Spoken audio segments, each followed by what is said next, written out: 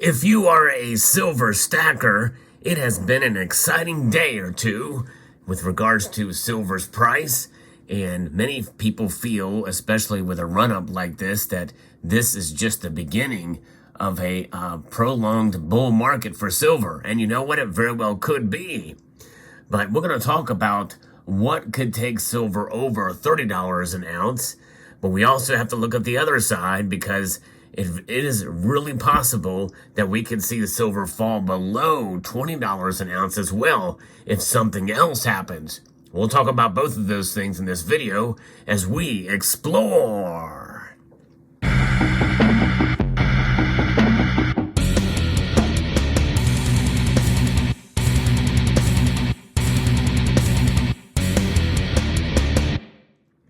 For as long as I have been making content in this platform, we have seen a lot of different viewpoints with regards to precious metals, the finance sector, the economy, the monetary theories that are out there, the banking system and the like.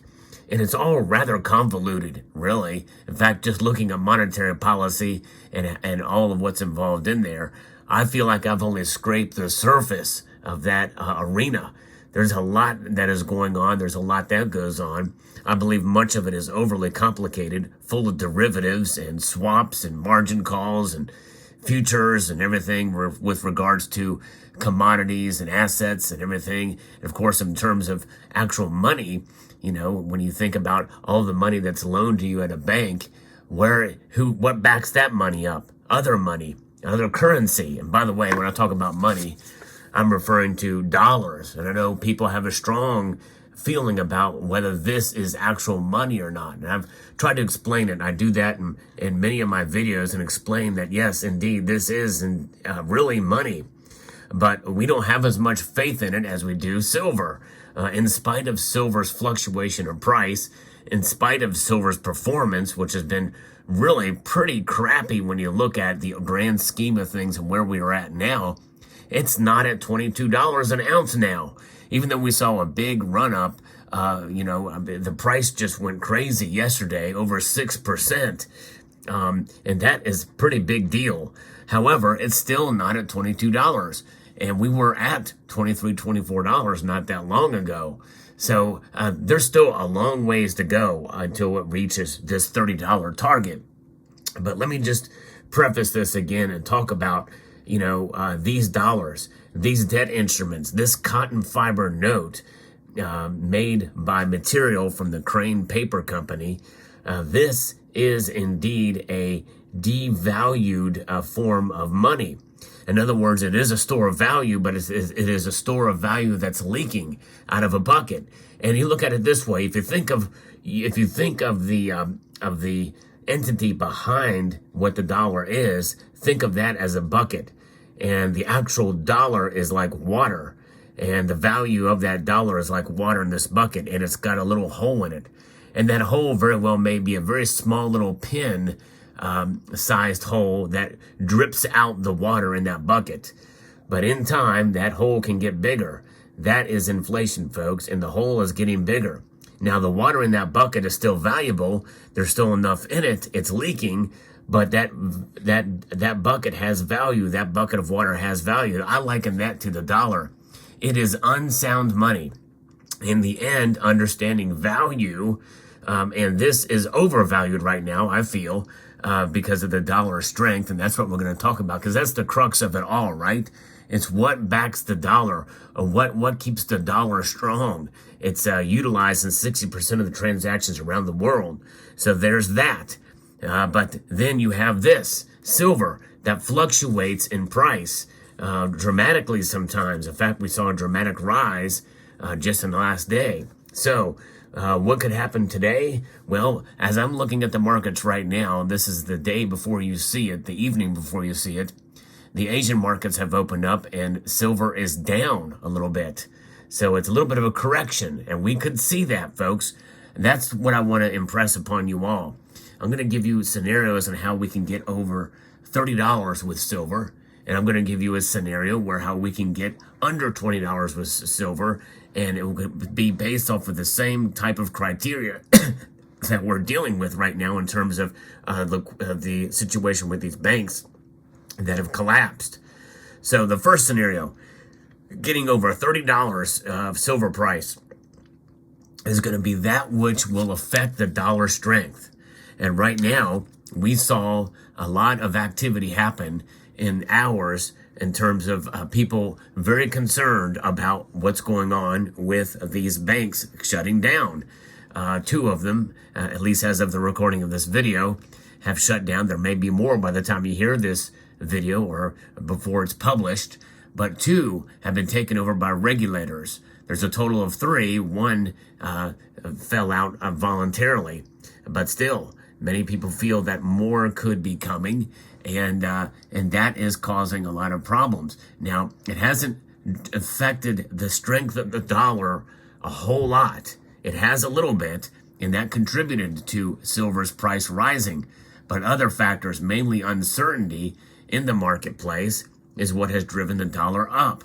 Now, what could have it drive up even further is if the Federal Reserve decides in just a few days to not raise interest rates. In other words, if the Federal Reserve decides to pause, then I believe at that point in time, and that meeting I believe is happening on the 22nd, then we will see silver prices go up maybe a couple of dollars, perhaps to $23, $24 an ounce, maybe even a little bit higher at that point in time. And then you couple that on top of more uncertainty and fear, that could elevate or deflate the dollar strength. In other words, the dollar very well, the DXY could fall under 100. It could go to 99 or 97, which was still considered a pretty strong dollar not that terribly long ago, believe it or not. And so you keep that in mind, a weaker dollar on top of the Federal Reserve, pausing, that's going to really put pressure on the dollar, which is going to elevate silver.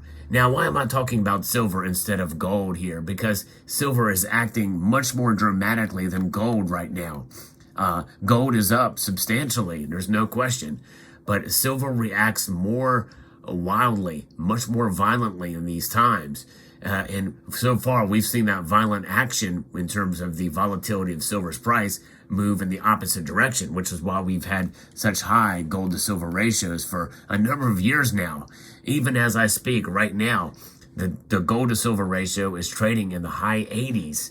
That's right. It's over 87 right now. So that is the world we live in, folks. Silver, many people feel it's undervalued, but it is encouraging to see it pop out and break out, not because of industrial demand, which, by the way, many people feel it's going to come out due to that, because of government mandates for green energy projects, which in many cases would seemingly be inflation-proof. But nonetheless, others feel that, even if we do see the economy subside and we don't see much green energy investment that happens, and I'm talking globally now, then we could still see silver rise because of increased demand in the investment space. And by the way, we are seeing strong investment, and I use that term, base, because that's what they call it in terms of buying silver coins, bars, and rounds. In fact, APMEX, a big bullion dealer, they were clogged up on Sunday night and all through Monday. I actually talked to them, and they said that it has been insanely busy there. So people are buying like crazy. Now, I would hold off on buying too much because it could go the other way too. So I still haven't talked about how we got to $30 yet. I think it's what's going to take it over $30 if we have the next Fed meeting where they do not raise rates. In other words, the pause continues for 2 cycles. And then I think we will start to see it break out above $30 an ounce. Because by then, there's nothing keeping the dollar inflated in terms of its the DXY value. Inflated is a wrong term there. And then I think we'll see silver break out because of the Federal Reserve, which means the dollar will be weaker, and you'll see much more interest in the commodity sector in terms of gold and silver, precious metals as a hedge. And people are going to run to the safety of those, because then you have a dollar that's weaker and it's inflating, because there's nothing holding back inflation. The Fed's toolbox, they won't be using any of their tools, right?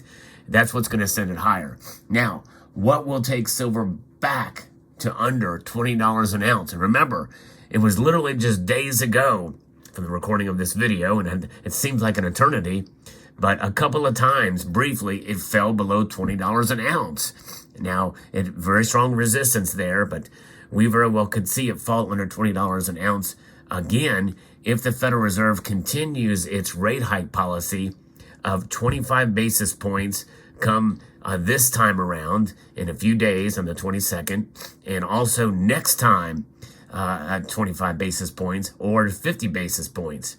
Either of those, I think, could take it down, but it's going to take not only the Federal Reserve continuing on their path of a hawkish policy of raising rates, but also it's going to mean, higher inflation, which will push the Fed to do that, which means that they very well could do that in the short term, and people maybe will panic and run to the safety of cash. But also, it's going to also have to mean that this contagion fear for these banks collapsing will have to have subsided by then. That's a couple of months. That's, maybe 30 or 60 days out in the time frame there, a month or two. And so that is the path to under $20 an ounce. In other words, things must normalize back again, and people realize this was not as big a deal as they had thought, at least in the short and medium term.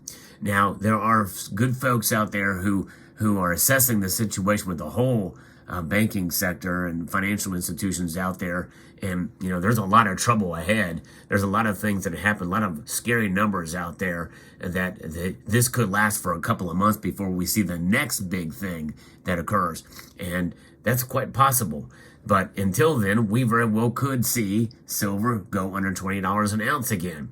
Yes, that is a possibility we must consider, folks, but I don't think it's going to last quite as long this time because of what I just mentioned there. But who knows?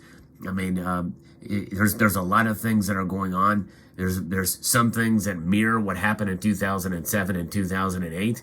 In other ways, it's very different. So there's all kinds of different factors we have to take into consideration. The overall message here, folks, is to be prepared for either scenario to happen, and somewhere in between those two numbers likely should be considered as well. And so therefore, I think the time is not to panic, but the time is to assess your personal situation. If you make a purchase of silver, and it's with a big spike like what we saw, and again, I'm looking at the numbers now, and they're continuing to fall as I record this video. Anything could change by the time you see this video. That's how quickly things are moving. But whenever you make a purchase of an ounce of silver, no matter what that price is, be prepared for it to drop, even dramatically, and own that silver. You know what I'm saying? I mean, you got to own your buys. You got to prepare for it, because anything can happen in terms of the price. And understand that when you do make that purchase, you have to live with yourself that you did it, and no matter what money you may lose in doing so, at least at that time. But that's when you get in and you look at it through an overreaching viewpoint and understand that you're stacking for the long term. It's a long-term proposition, stacking silver is. The markets can be crazy from time to time, and you're going to see times where silver is going to be lackluster in its performance, and other times where it's going to be crazy wild and to the upside. Many of us feel it's undervalued, and so it's a matter of time before it comes up to that point. But in the end, for many of us, it's something that you cash out only for retirement and or an emergency. For others of us, it may be multi-generational wealth transfer. You pass it on to the next generation. You understand that it is a transfer from one form of money, unsound money, to sound money. And when you think about it like that and understand it as a savings/insurance policy, you feel better at making your purchase even if the price goes down. But understand that it could go down even when most people think it's going to continue to climb. So I hope you found this video informative, insightful, and educational. And I'm not a financial advisor, but I did sleep fairly well last night, but not at Holiday Inn Express. So let me know what your thoughts are in the comment section below.